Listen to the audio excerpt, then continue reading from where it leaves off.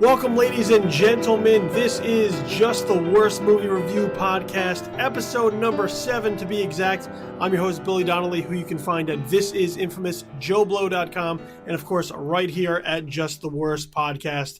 And as we do week in and week out, we like to bring in a new voice, a new critic, a new perspective and opinion to kind of give you the lay of the land as far as new releases hitting the theaters this coming weekend. And for that, this particular week, we have one film on tap to talk about, but I think it's a pretty important film, and it says a lot kind of about the state of where we are right now in our society, in our media. And this is going to be a film that's probably going to be in discussion when we talk about the award season and heading into Oscar season as well. So we're going to do something a little bit different this week as well, and kind of, once again, broaden the discussion beyond the film and kind of speak to some of the greater themes that the film speaks to. That film is Spotlight, and joining us this week to talk about that film, he is the entertainment editor for Mashable.com, Josh Dickey. Josh, thanks, man.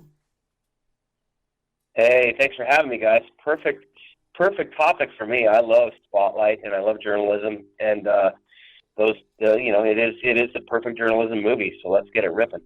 Well, as we like to always introduce here when we get the show started, for anybody who may be new to the show or anything like that, even when we invite people to come on, they're like, well, which podcast did this? And when I say Just the Worst Movie Review Podcast, they get a little skeptical, and they're like, why would you put me on that show? But we like to set the bar low. Everyone else likes to claim that they are just the best podcast, just the most amazing podcast. We like to temper our expectations a little bit. But that doesn't mean we don't know what we're talking about. We are people who are passionate and love film. We have been critics for a while. So, Josh, before we get started, just let's lay out your credentials really quickly so that everybody knows you're not just some poor schlub we pulled off the street to talk about this movie. Oh, I don't know about that. I think you can make a case for that. But in this particular case, I think it's this because I actually have a hard news journalism background. I have only recently, and by recently I mean the past 8 years or so, gotten into film criticism and covering the entertainment business by way of my 10-year stint at the Associated Press. And so, I did hard news for a long time. I did a little bit of investigative journalism of my own sort of along the way. I think my deepest connection to this particular topic is from the time when I worked on the national news desk at the AP in New York, and it was a Sunday morning in 2002. The 2001 September 11th terrorist attacks were still sort of fresh, and I came in to do my shift and was going through the papers to see what was out there that day, and the Boston Globe had a story on its front page about the Catholic Church, and I immediately recognized that was something that was a big deal. I called the managing editor of the AP. Next thing I knew, the phones were ringing. People were bustling around me in the newsroom. But I think I filed a couple of bulletins off of that front page before any of that happened. I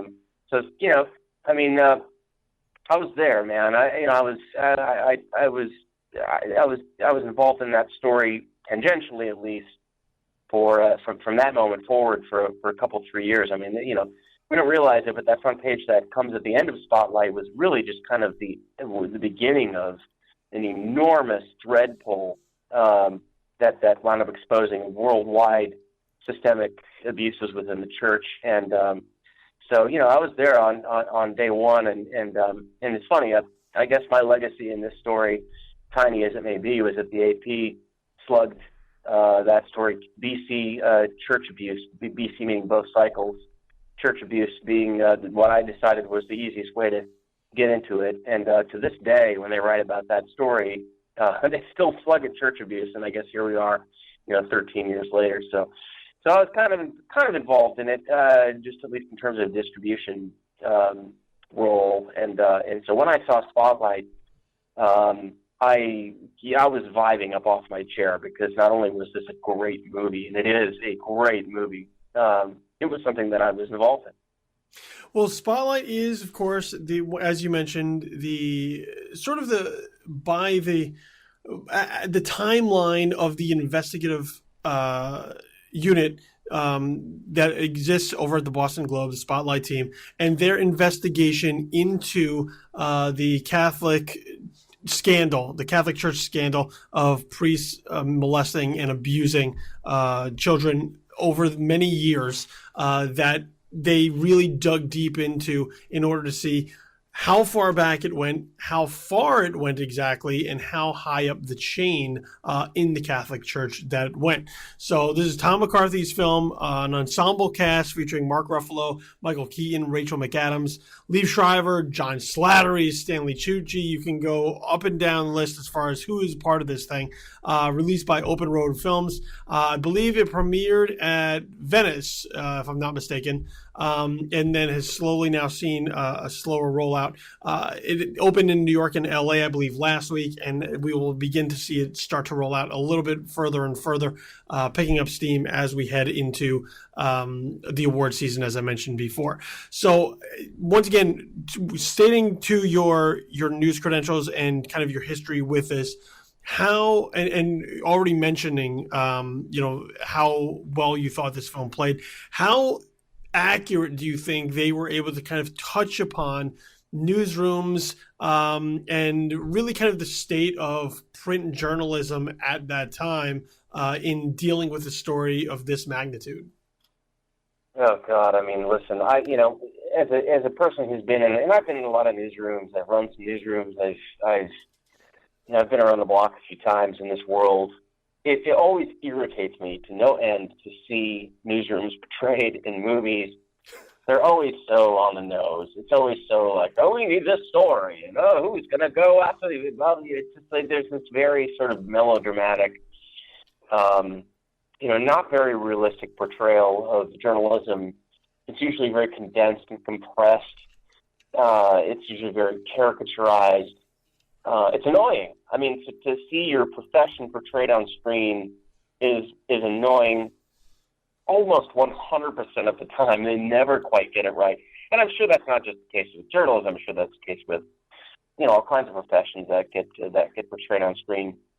But this movie, I'm telling you, man, just dead center on the target. I mean, it was perfection. It was like the minute they went from the cop shop, which is where they open the movie, into the Boston Globe newsroom, and they start out with a ceremony, a cake ceremony for somebody who's leaving after many years, which happens all the time, I'm sure, not just in newsrooms, but in businesses everywhere. But there's something particular about the way the journalists interact. There's something about the tone, about the dynamic, about the physical stuff that's there in the newsroom, about the way that people react to news happening.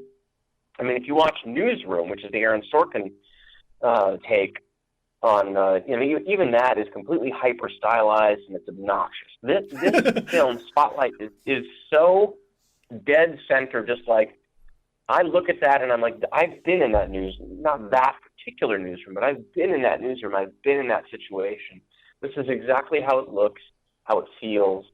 And, it starts out being sort of very mundane and very day-to-day, and it slowly builds up to that point, which is that the thing in every journalist's life that you are gunning for. This is what you want. You want that moment when you've got the story, you've got it, you've been working toward this for months or weeks or however long, you've got it, and now all you've got to do is print it and get it to the world.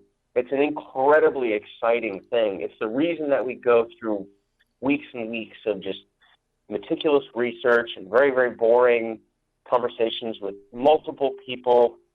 To do something as big as what the Boston Globe did with the Catholic Church scandal story, you can't, that's not something you just do in an afternoon. You have to really sink into that and talk to dozens and dozens of people. And it sounds very boring until you get to that point where you have something really big to tell the world, something they didn't know before, something they're going to care about. It is a buzz. It is a drug. It's like all that stuff leads up to that. And You maybe get that in your life, in your career. You maybe get that 2, 3, 4 times if you're lucky.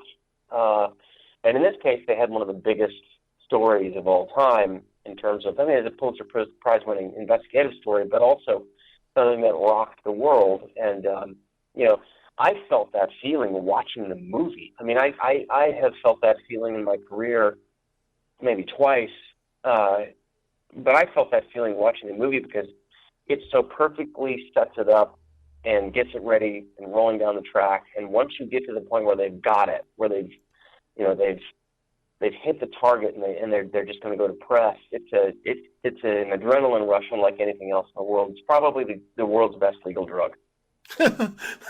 I've been there before, chasing this story. You're chasing something. You know that there's something there, and you're doing what you can to dig it out. And you're trying to get it right so that you can put it out there for other people to know that information. And it's on a number of levels, because it's I did this, I uncovered this, I found this thing out, and I have now kind of cultivated into a real story, real information for people to hold on to and become informed with. And then there's also kind of the, it's the drug in that, that I guess that athletes would have, when athletes do what they do at their highest level performing in a sport, or a musician, taking the stage. Yeah. For a concert, it's that rush, because that's kind of the height of that profession. That's the height of that profession, being able to nail that thing, put it out there, and know that you did that your name is attached to that. Right. And there's, and you and I watch the Olympics, and we go to concerts, and we see, this incredible performance, right? But what we don't see is the hours and hours upon days, upon weeks, upon months, upon years of just rote, repetitive practice and or research and cultivating sources. And, this kind of brings that and makes it and makes it sexy. It makes it seem like what they were doing through this process, it just sizzles throughout the film. It's really, really interesting. And I should also say, it's not just going through manuals and going through old articles and doing research into the written word. It's also cultivating people. It is essentially getting people to trust you, being persistent, being persuasive, making people see it your way. That's the side of journalism that we don't talk about much, which is, every source starts as a reluctant source. Nobody wants to tell you anything at first, but you have to sort of start working them. It's a psychological game. It's a chess game between, a void of information and a trove of information that doesn't want to give it up. It's almost like a seduction. And, that part of this is very well portrayed in this film as well. Yeah, the thing that really kind of struck me about the film is that it works in how meticulous an investigation is of this nature. It's not just like, well, aha, we have it. It is working piece by piece, where they have nothing to where they have something. So it is, kind of throwing a lot of things at the wall and hoping that hits, and sending out, your different reporters, your different investigators to work different people, to work different angles, and then watching the puzzle be assembled. Like Spotlight really is like, it is in many ways watching a puzzle be assembled, except you would never watch a movie about a puzzle, like just somebody sitting down at a table and putting together a puzzle. But here, that really would be just the worst. That would be just the worst movie. But here, you're doing that. You're taking all of these little pieces, and it's not a mystery. There are different ways where they play it up. Like McCarthy plays it up a little bit as a mystery, because they are they are kind of looking at a number of different things in order to try and get the story bigger. You know, every time they move forward, they're like, well, here's the story. And it's like, well, that's not really the story. That's only part of the story. There's something bigger there. And as a result, they keep going. So that's where there's kind of this sense of the mystery, even though we kind of have an idea of the story, because, you know, obviously this is based off of true events. This is something that happened and that many people are privy to, unless they've been living under a rock. But it is something in that way where you are uncovering things along the way that help take it to the next level. And I think in watching this, you know, having not been on the front lines of it and just kind of remembering as the story came out, you don't realize how many layers to the story there were as they were building it up until you kind of watch a film like this, where, you know, it starts out with one priest, and one priest becomes two priests, and two priests become 13 priests, and 13 priests become a whole diocese, and a whole diocese becomes a whole city. And then it, you know, now you're branching it out bigger and bigger and bigger. And that's where kind of you get the sense of where it worked on the journalistic level, and then where kind of that journalism has its place in the world, where showing something of this nature existing and uncovering it where we didn't know that it really existed. And I think it's a good segue into the simplicity of the filmmaking too, because did you notice in Spotlight there were no flashbacks, there were no voiceovers, there were no words on the screen that told you what year it was and what day it was. There were no time jumps that needed, you know, like over explanation. I mean, the story was told like a news story was written. I mean, it was just very straightforward, very, very like trusting the narrative. Look, this story is good enough by itself. We don't need to add a lot of flash and pizzazz. We don't need to have, you know, kooky montages and music. I mean, there was a montage sequence, I guess you could say, but that was kind of it was maybe necessary for what they were for the point where they sort of pounded the pavement. But by and large, the film is very straightforward. It's just not fancy or stylish or sexy in that sort of, you know, Scorsese kind of way. It was just like, there's this amazing story about these people who did this thing that was incredible, and we're just going to tell it to you. We're just going to show it to you. We're going to show you how they did it and let it be that. And I think incredible, I think, amount of faith in just the narrative itself that McCarthy and Josh Singer and the cast, frankly, had, because that cast is beautifully balanced, by the way. I mean, there's no lead in this film. It's like, you know, it's a team of people accomplishing something together. And I think that's the triumph of Spotlight. It's like, it's because it's not a gimmicky movie. It's the opposite of a gimmicky movie. There's no gimmicks in it whatsoever. It's gimmick free.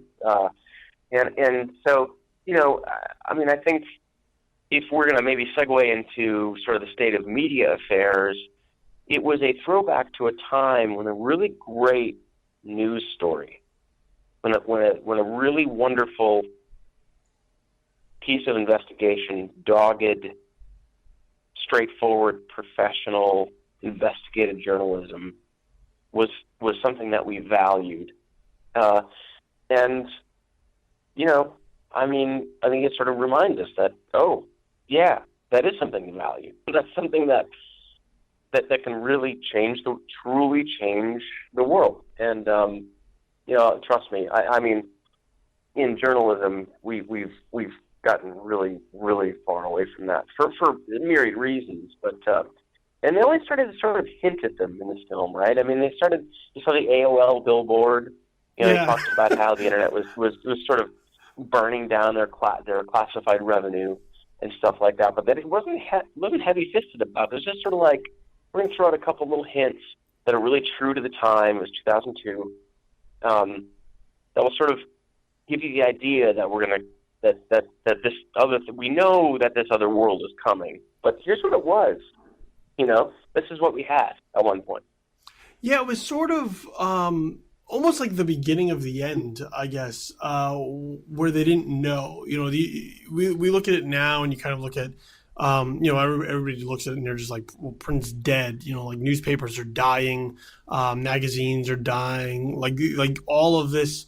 What once was kind of a beacon of journalism, like all of that stuff has started to die off for different reasons, whether it's the advent of the internet and the advertising dollars and so on and so forth. And for me, what Spotlight kind of did is, it goes old school. It does show you that newspapers mattered at one point in time, and they still could when you allow them to do these things. And it kind of shows this kind of battle that exists between the journalism, the newsworthiness, the public good, and the monetary value of that. What does that cost? What does that make? What kind of revenue does that generate? And whether or not those two worlds can exist against each other, and you have like these small things, and really, like when you talk about how this investigation kind of kicked off, like there was a new editor that was brought in with a fresh set of eyes, and they were kind of also in there to once again to kind of help figure out a way to boost readership, to look at the staff and see, are there cuts that can be made?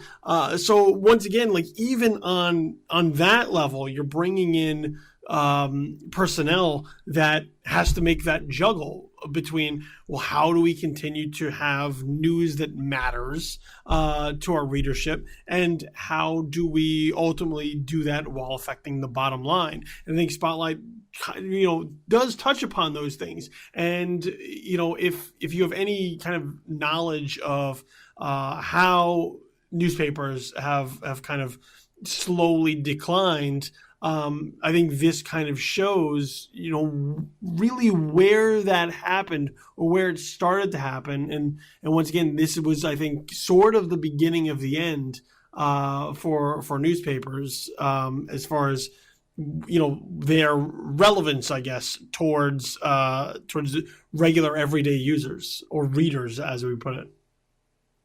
Well, I mean, look, there's no way in hell that Slate or the Daily Beast or Gawker or Jezebel or anything, even Grantland, may it rest in peace, was going to have the institutional knowledge, the training, the support system, the resources to uncover something like this. There's just no way. And I think that the movie does a really good job of illustrating that. I mean, there were 6 journalists. I mean, that's an entire operation nowadays. But just 6 journalists on a small, isolated team at the Boston Globe. Then they had the librarians who helped them out. They had the upper editors. And these journalists needed essentially nothing else to do for the better part of a year to make this happen, right? So, I mean, show me a modern journalism institution that's doing that. That's putting that kind of commitment on a bet that may not pay off. Because that's the other thing too. I mean, you can launch into it. You can say, we want to get to the bottom of the pay disparity, gender gap in Hollywood. Okay, I'd love to spend a year investigating that story with 3 or 4 or 5 of my colleagues, plus a research department, plus, whatever other support I may need. But the problem is that I got to wake up every morning and the news starts happening. Now there's a new Star Wars trailer. Okay, fine. Now there's a new Harrison Ford interview on EW. Fine, got to have somebody pick that up. Now there's this. Now there's that. And since we no longer have the foundation to support the freedom to just work on something obsessively for a long period of time. Because if I'm going to keep Mashable going, I got to be writing 2-3 times a day sometimes. I mean, I'm the editor of a team that's like 7 or 8 people strong now, and they're all cranking hard all the time, and we're doing that just to keep the beast alive. Yeah, I know. Yeah, I mean, you do it every day, I'm sure. We all are doing it. Everyone's doing it. And if you look at the Boston Globe's website right now, look at how many resources are put toward just cranking out stories that are going to get clicks, that are going to get reshares, that are going to get virality. I mean, that is where we have turned the aircraft carrier. Now we're all pointing in the direction of traffic and eyeballs and volume as opposed to quality. Because quality used to exist because there was a system in place that supported it. But that system's gone. So who's doing this stuff now? Who's really doing it? I mean, I've had a couple of investigative stories that I've done in the past few years because, but in order to do them and to prosecute those stories, you have to just chip away at them. You have to okay, I'm going to set aside 30 minutes to an hour to work on this today, and maybe I won't touch on it again for another week. And a story that really should take me, as an individual journalist, maybe 2 to 3 weeks, winds up taking me 2 to 3 years to do. Or maybe I just abandoned it. I mean, I've got 3 or 4 different threads that I would love to follow, man. I would love to go down the rabbit hole on a handful of things that I won't say here because they're my proprietary story ideas. But just to put an example out there, the pay disparity or women directors or any of these things that were sort of are hot topics right now. You see hot take after hot take after hot take after hot take, because that's what sells out there, but no one is completely drilling down to the source of what it is that's causing that thing. I mean, if you saw Kyle Buchanan doing 100 women directors that should get hired, that's real nice, Kyle. Sure, that got you some traffic.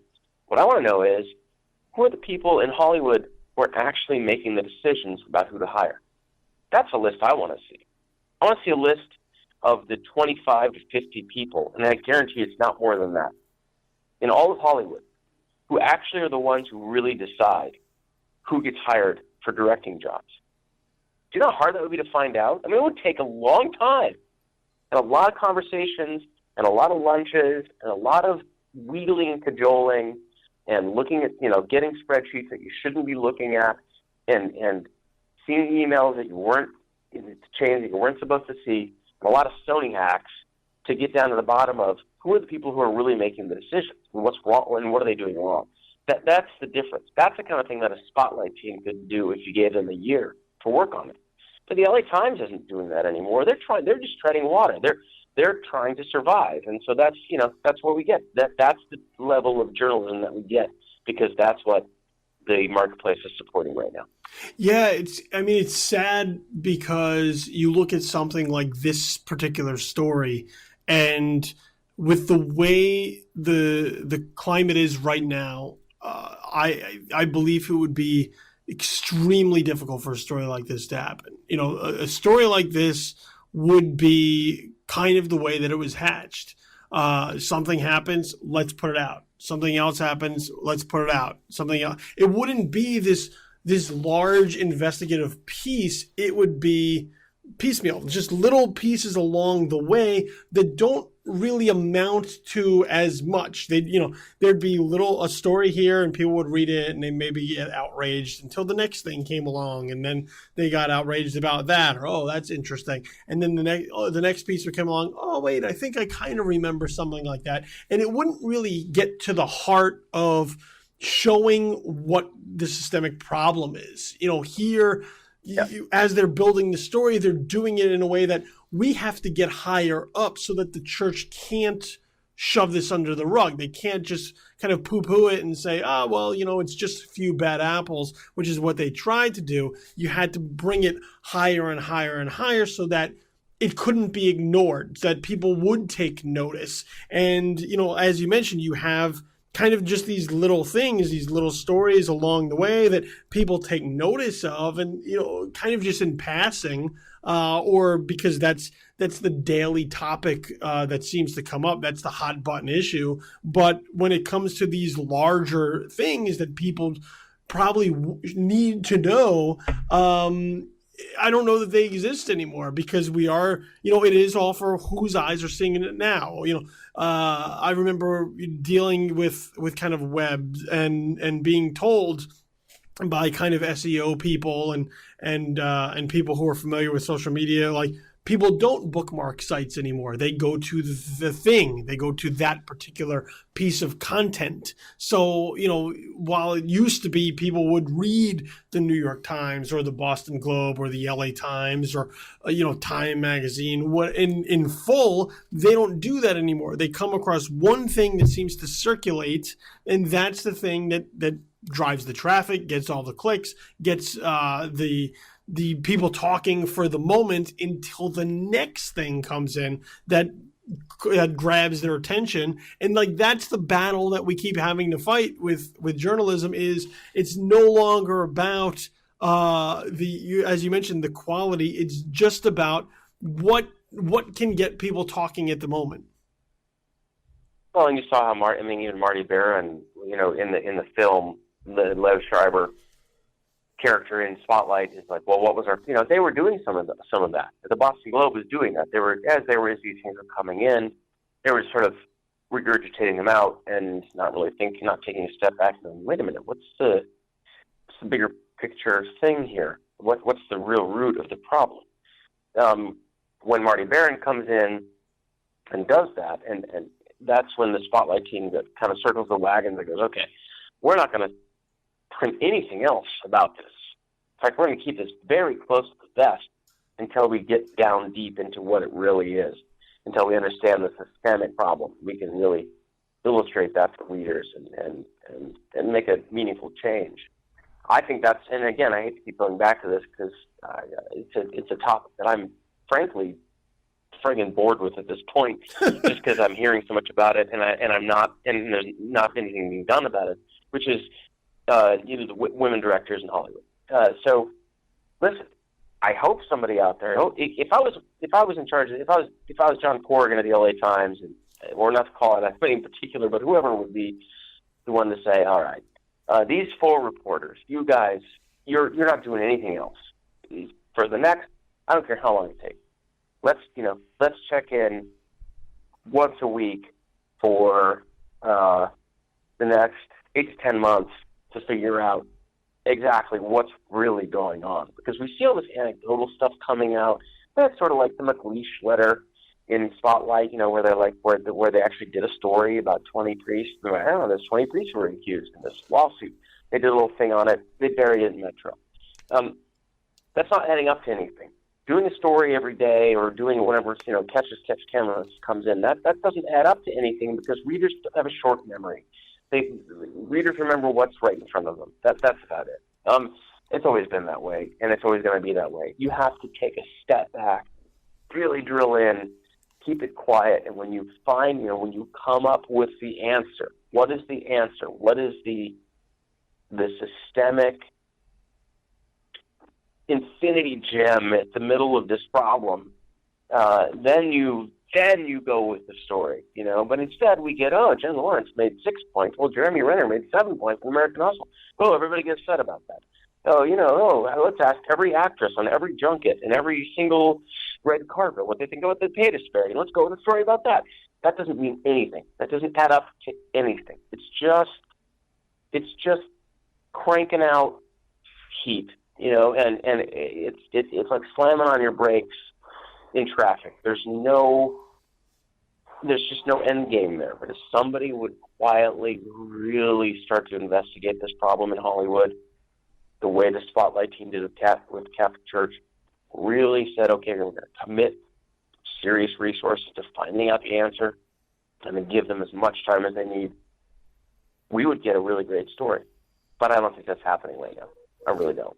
Well, I just don't think anybody's doing that stuff anymore. Well, I mean, to follow up with that, I mean, where does that come from? Does it, because, I mean, as you mentioned, it was, readership plays a role in it because, people are going to read or view or watch however it is that they do. And, and they have their own habits. It seems to me that there's been kind of a shift in the game, in the culture of journalism, in the culture of the reporters and the newsrooms and the editors to give in. It used to kind of be a struggle, I guess, to get the information out that needed to be out, and now it seems like that is there's been a surrender on that front. That we've now moved towards, well, let's just give them what they want. I remember I worked in a newsroom. I remember being in there, and I very specifically remember hearing a news director laying it out to not to tell them what you think they need to hear, but tell them what they want to know. And is that so widespread that that's why we're getting these pieces, that they're just feeding the monster. They're just feeding it. Yeah, no. You're nailing it on the head. Here's the problem, and I've been telling people about this for a few years now, and I don't know if it's nobody believes me or nobody cares, but we used to have an adversarial relationship with the world. Journalists used to be irritating, right? We used to kind of be in a position of power, and we were skeptical, and we were cynical, and we questioned authority, and we wondered what the motivations were behind even the stuff that looked like it was just sweet and kind and well-meaning. We questioned everything. Nowadays, I think, especially in entertainment journalism, I used to do sports, and I used to do hard news, a little bit of politics. And when I came to entertainment journalism, I feel like that mentality still existed, where it was the outlets that were in control. The studios were trying to get stuff kind of through us, or trying to get promotional materials out to the world, or to get their spin out to the world through us, and we controlled it. That has been completely reversed. The studios now are feeding us assets, news bits, character posters, teasers, interview opportunities, junket slots. There are so many more outlets now, and especially ones that are willing to be just like, hey, whatever you want, studio. Hey, Disney, Lucasfilm, I'll do whatever you want with Star Wars. Listen, there's some really great journalists out there who I know have just given themselves over to the Disney Lucasfilm machine, whatever you guys want. I work in a big magazine, I work in a big newspaper, and I will show up on the set, and I'll write the nicest possible things about J.J. Abrams, however you want it. I'll do Q&As with your talent on this stage and that. I will hype your stuff on Twitter. I'm your guy. I'm your guy. It's like, yeah, really? Like, we didn't used to be friends with studios and publicists and talent. We were covering them. We were looking at them with sort of gimlet-eyed, sort of a little bit of skepticism, a little bit of, okay, well, this is a value to my readers. That's a value to my readers. This is news. That's news. Now it's like, today was a very good example. The X-Men trailer is going to be attached to the Star Wars movie. Really? That's news? That a trailer is going to be attached to a movie? These extraordinarily successful companies have gained control over us, man. I mean, it has flipped completely upside down, where now we just take whatever they give us. We crank it out, and we all clap our hands and talk about how awesome it is. When we used to be a little bit more discerning, And I think that's a huge, huge thing, in particular with entertainment journalism. I don't know if that's the same across the media. I think you see some of it in particular with maybe, some of the GOP. Look, with what's happened with Donald Trump. Donald Trump is a great story, so people want Donald Trump content. They don't necessarily see it as something good, bad, or otherwise. They just know that they put out a headline with Donald Trump in it, it's going to sell. So they'll just, they'll play nice. But I think that play nice mentality has infiltrated the entertainment journalism core to the degree that we just have given up any sort of balance that we might have had at one point. It's in particular with fandoms. I mean, we are feeding fandoms, and it's empty calories for the media. It really is. It's not getting us any credibility. It's maybe getting us, food on the table for today. But I think in the long run, it's going to have to come around somewhere.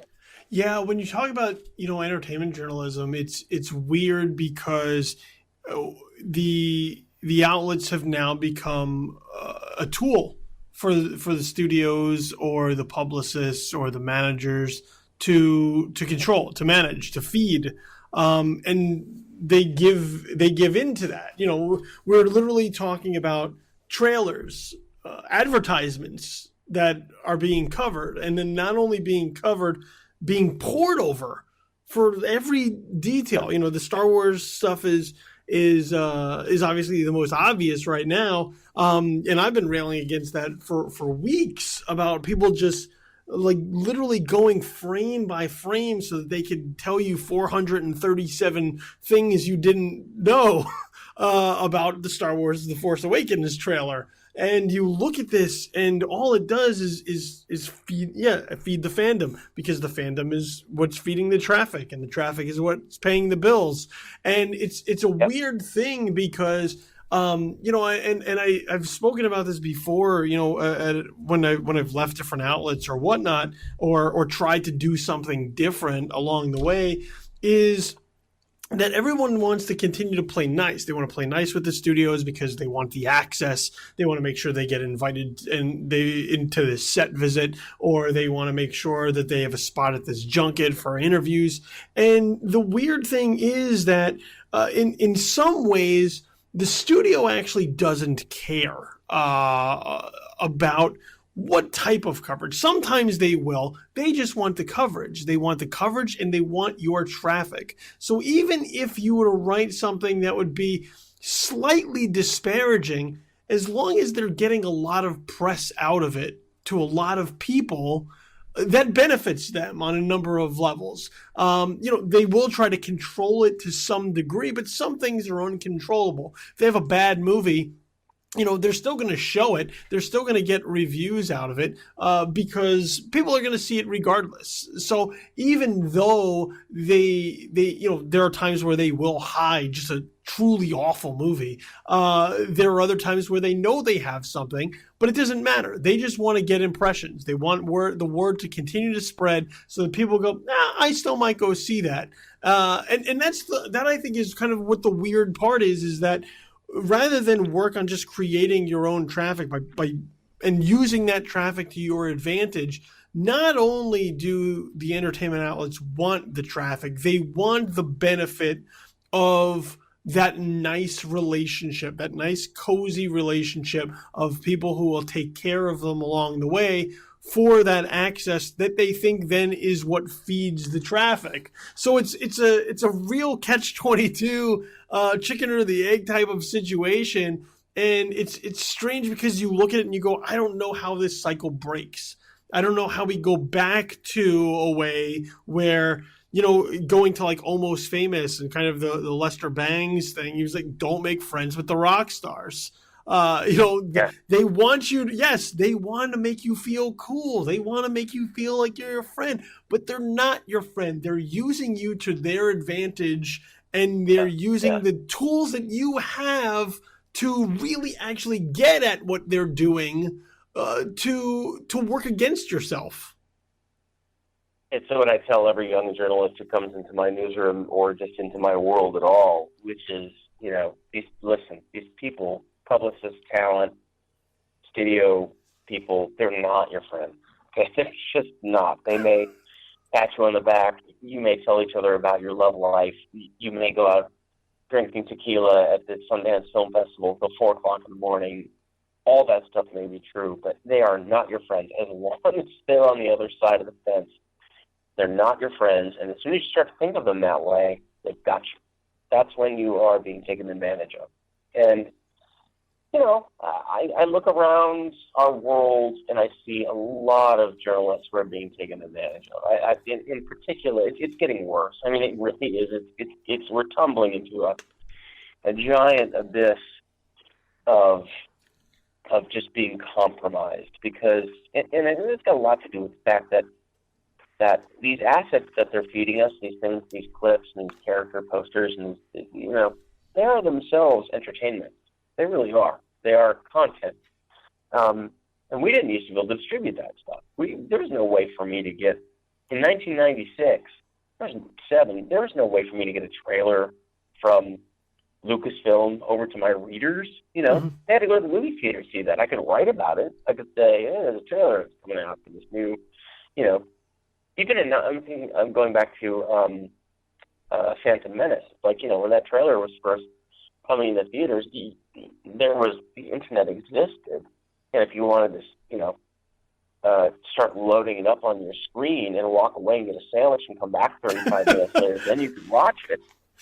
You know, but that was not itself something that we did because there was no delivery system. Now we can take whatever the studio gives us and just and write some words around it, and that's considered a story. I mean, we're talking about character posters. Character posters. I mean, I feel like Allen Iverson talking about practice. We're talking about practice. We're talking about character posters. Character posters are like the evil. Like, they're just evil. Like, first of all, they're not posters. You can't find them anywhere. They're just extra things for them to continue to promote whatever it is that they're trying to promote. It's like, yeah, it's and you know, maybe there's something to be gleaned from the Star Wars. There's nothing to be gleaned from the Star Wars character posters, but everybody wrote something anyway because that's what you're expected to do. That you're kissing the ring. You're worshiping of the temple, and that's where we are. So, you know, look, I wish I knew what to do about it. I wish I could say, you know, the solution is we should be doing that. I don't know. I mean, you can't not do it. You can't ignore it. You can't be curmudgeonly about it like I am and expect to survive. So, you know, I don't know. I mean, I think there will have to be another technology disruption that we just don't see, or some kind of cultural shift that we can't anticipate. And so many crazy things have happened in the past, you know, 5, 10, 15 years that I have no doubt something's coming. But in order to break that habit, we've when Disney and Lucasfilm release a picture of BB-8, you know, going to the bathroom in a portalette, we have to write something about it. We have to. It's an obligation. It's not something you can ignore. It's obnoxious. It makes me want to tear my hair out, but it's the reality we're in right now, so we do it. Yeah, it's hard to blame the readership because this is what they want and this is what they ask for. Care. And and they don't care. They're going to consume it. But does it just go back more to like that fight though? That fight between trying to hold on to some gold standard of self-respect and dignity as a journalist, to not give in, to say no, this is not newsworthy, this is nothing, this is something that you really don't need to know about. And by the same token, it kind of feeding into, not outside of entertainment journalism, but just all kinds of journalism. Is there now a problem with people feeling the need to be liked, the press feeling the need to be liked, and when there's any type of criticism lobbed out there or thrown out there, now there is this idea from the readership of a bias or being unfair or not telling both sides of the story. Does that also kind of creep into the problem, is that journalism has now felt the need to be liked by everyone, and as a result that cripples their ability to do anything? I think it's a little bit, this is going to be a little bit of a segue off of that, but I think this is where I see the problem manifesting, which is that nobody knows how to stay in their lane anymore. So, there was a time when Wired, for instance, just wrote about technology, right? And Gawker just wrote about media. And the New York Times wrote about culture, international affairs, national news. You had a few outlets, like Times, could sort of about anything and everything. And Slate, kind of weighed in on, big cultural moments. And Deadspin and Grantland would write about sports. And now it's not like, I write for a wonderful outlet, which I feel like is doing many things right, especially because they were the kind of the original social publisher. And they used to write about gadgets, Silicon Valley, and social media.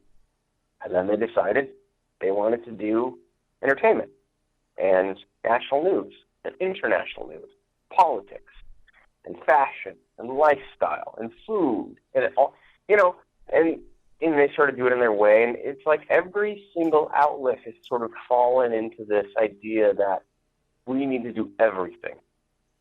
Nobody can just say, no, you know what? We are Better Homes and Gardens, and God damn it, we're going to write about homes and gardens. There's no more specialty outlets that can kind of hang in there and be like, that's what we do. They all write about everything. Slate wrote about the Star Wars trailer. Gawker wrote about the Star Wars trailer. I did keep harping on the Star Wars trailer, but all of these outlets that I just named now will just write about. I used to work at TheWrap.com, which is trying to be like a fourth Hollywood trade. They write about politics. They write about explosions. They write about huge fires in New Mexico. They write about plane crashes. They said, like, I'm sorry, wait a minute. I thought we were writing about Hollywood here. I thought we were doing, the news in Hollywood a little different way. No, whatever is trending. We're all doing whatever's trending. And so that, as we all begin to diffuse our focus away from a thing that we're going to be good at into just kind of chasing after whatever's trending, and we're all doing it. We're all competing with each other. It's like every outlet used to have 2 or 3 or 4 national competitors. Now we're just all competing with each other, all of it. And that's why you don't ever see something like the Boston Globe setting aside 6 journalists or 4 journalists or 2 editors to really focus on something that means something to them, to their readers in particular, because we just don't do business that way anymore. I think that the whole world is becoming just far too diffuse. Yeah, it's a lot of noise. It just becomes lots of noise, and the bigger voices are the ones who get heard. So, while you may have been a smaller outlet, and there are smaller outlets that are focused. Usually it's the smaller outlets that are focused. There are smaller outlets that are focused. And then what happens is they see the bigger outlets doing all of this, and they go, well, I have to do it too. But guess what? You're matched up against somebody who has a lot more money and a bigger voice, a bigger platform than you. And as a result, you're probably going to die in this battle.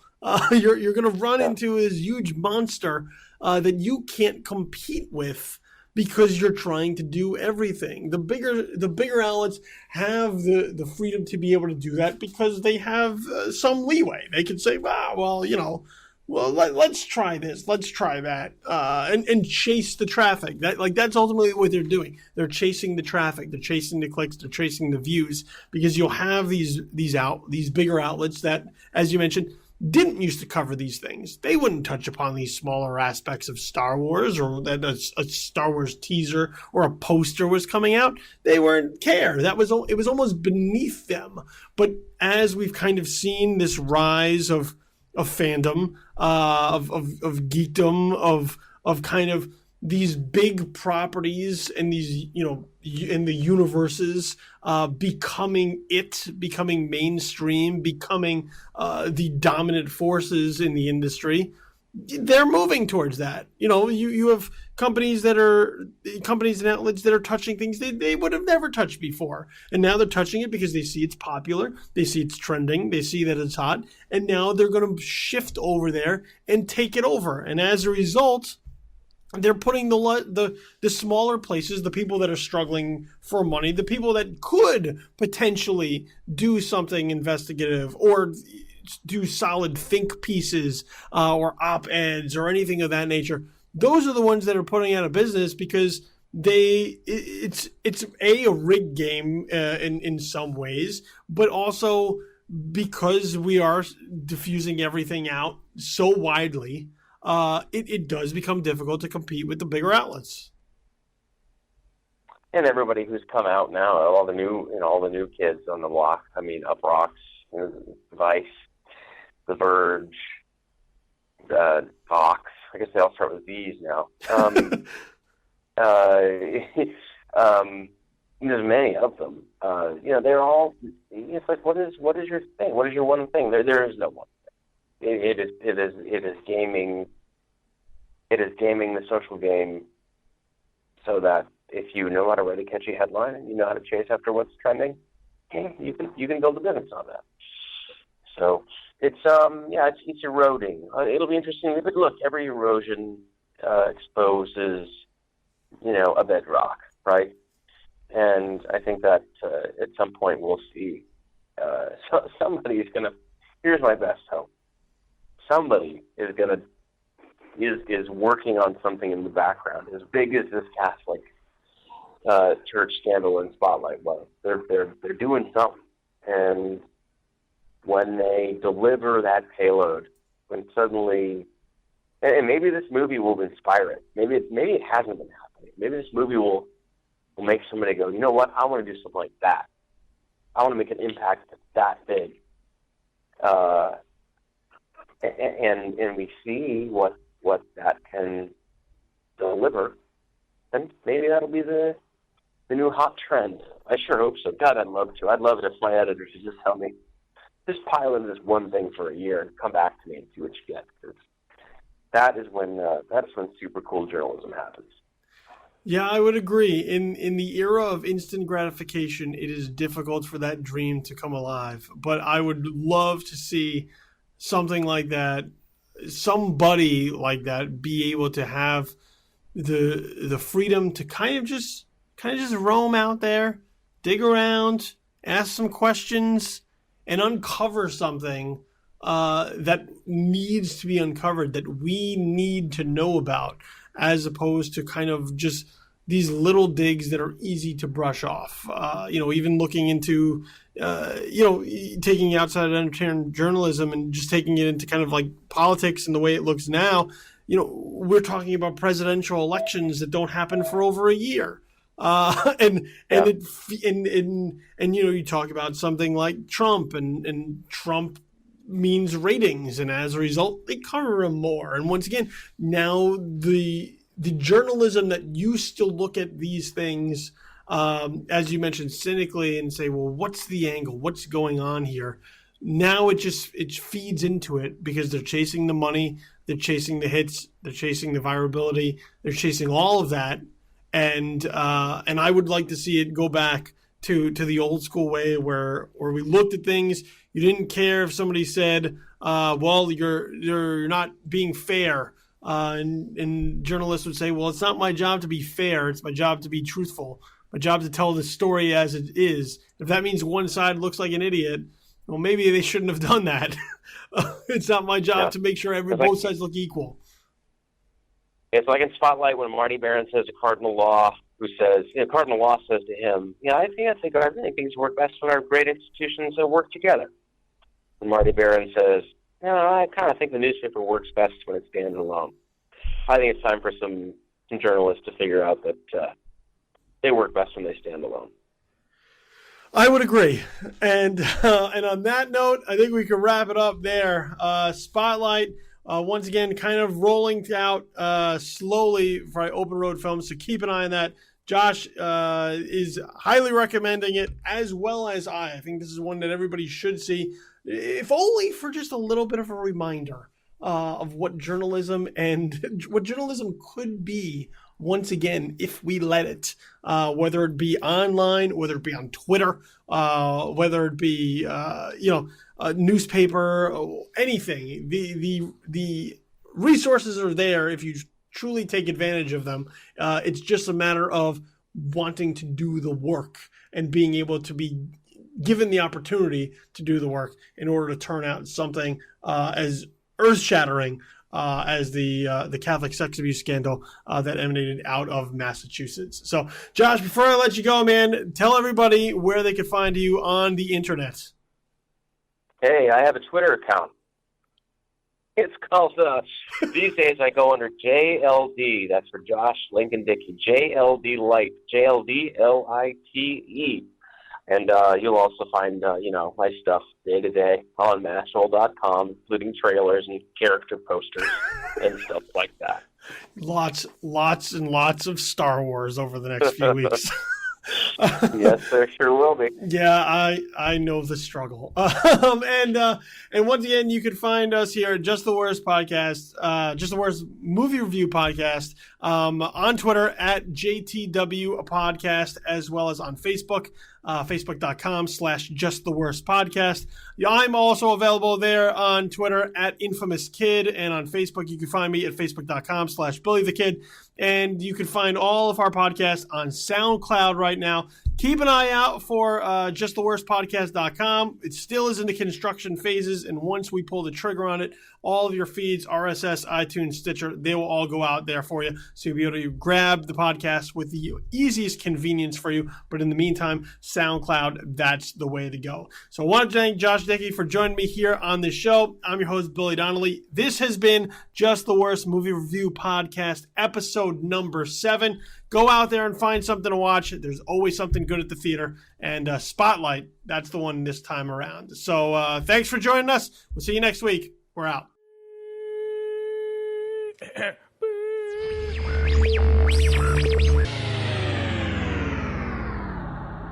Just the Worst Movie Review Podcast, episode number 7, has been a presentation of Just the Worst Podcast Media.